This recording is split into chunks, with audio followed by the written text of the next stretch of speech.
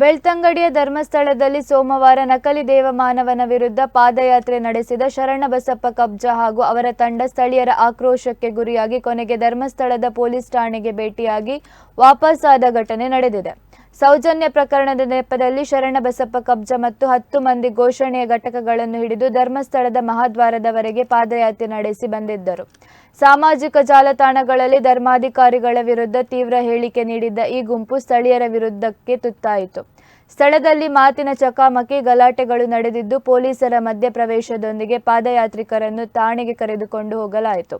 ನಂತರ ತಂಡದವರು ದರ್ಶನವಿಲ್ಲದೆ ಧರ್ಮಸ್ಥಳದಿಂದ ತೊರೆದರು. ಸ್ಥಳೀಯರು ಈ ಗುಂಪನ್ನು ತಿರುಬೋಕಿಗಳೆಂದು ಗುರುತಿಸಿದ್ದು ಧರ್ಮಸ್ಥಳದ ಗೌರವವನ್ನು ಕೆಡಿಸಲು ನಡೆಸಿದ ಯತ್ನ ಎಂದು ಆಕ್ರೋಶ ವ್ಯಕ್ತಪಡಿಸಿದರು. ಪಾದಯಾತ್ರಿಕರ ವಿರುದ್ಧ ಕ್ರಮಕ್ಕೆ ಒತ್ತಾಯಿಸಿದರು.